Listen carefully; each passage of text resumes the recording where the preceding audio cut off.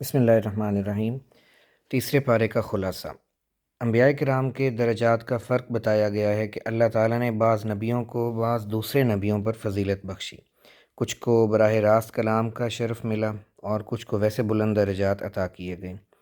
تو تمام نبی حق پر ہیں مگر ان کے درجات مختلف ہیں، اور یہ فرق اللہ کی حکمتوں میں سے ایک ہے۔ اللہ تعالیٰ کی راہ میں خرچ کرنے کی ترغیب قیامت سے پہلے خرچ کرنے کی تاکید کی گئی، یعنی اس دن نہ تو کوئی دوستی کام آئے گی نہ کوئی سفارش بغیر اللہ تعالیٰ کی اجازت کے۔ تو دنیا میں دیا گیا مال ہی آخرت میں کام آئے گا، اس لیے ہمیں چاہیے کہ بخل سے بچنے کی کوشش کریں۔ آیت الکرسی، اس کی فضیلت، اس میں اللہ کی عظمت۔ آیت الکرسی میں اللہ تعالیٰ کی صفات بیان ہوئی ہیں کہ وہ ہمیشہ سے زندہ ہے، ساری کائنات کا نظام اسی کے قبضے میں ہے، نہ اسے اونگ آتی ہے نہ نیند آتی ہے۔ یہ آیت توحید اور اللہ تعالیٰ کی کامل قدرت کا جامع بیان ہے۔ اس کے بعد دین میں جبر نہ ہونا، یعنی دین قبول کروانے میں کوئی زبردستی نہیں، یہ اصول بتایا گیا کہ ہدایت واضح ہو چکی ہے، اب قبول کرنا انسان کی ذمہ داری ہے۔ حضرت ابراہیم علیہ السلام اور نمرود کا واقعہ۔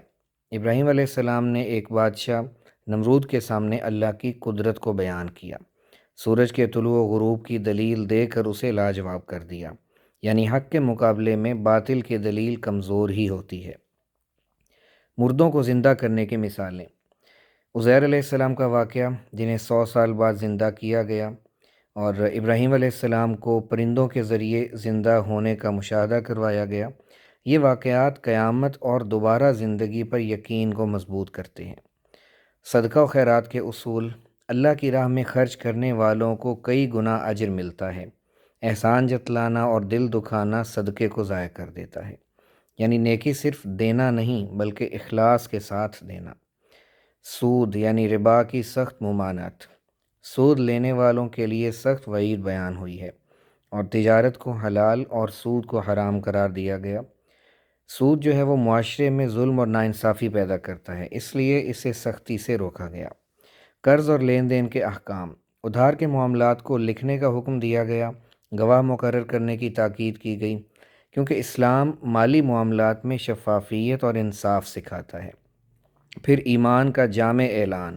آخر میں مومنوں کی صفات: اللہ، فرشتوں، کتابوں اور رسولوں پر ایمان، اطاعت اور دعا، یعنی ایمان والے یہ کہتے ہیں کہ ہم نے سنا اور مان لیا، تو یہ مکمل اطاعت اور عاجزی کا بہترین نمونہ ہے۔ سورہ آل عمران کا آغاز ہوتا ہے، حق اور باطل اس کا ذکر آتا ہے، قرآن کی حقانیت بیان ہوتی ہے، اہل کتاب کو حق قبول کرنے کی دعوت دی جاتی ہے۔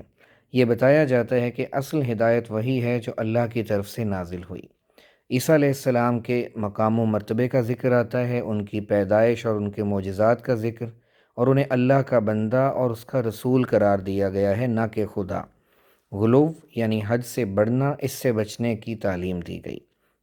حضرت ابراہیم علیہ السلام کا اصل دین کہ انہیں خالص توحید والا یعنی حنیف بتلایا گیا، نہ وہ یہودی تھے نہ ہی عیسائی۔ تو اصل دین ہمیشہ ایک ہی رہا، اللہ کی عبادت کی جائے، اس کی تلقین کی گئی۔ مختصر اور جامع پیغام کہ اللہ کی قدرت اور توحید کو پہچانا جائے، خرچ کیا جائے اللہ کی راہ میں لیکن اخلاص کے ساتھ، سود سے بچا جائے، انصاف کو اپنایا جائے، یعنی اللہ کی کامل اطاعت کی جائے اور وہ بھی عاجزی کے ساتھ۔ اللہ تعالی ہمیں عمل کی توفیق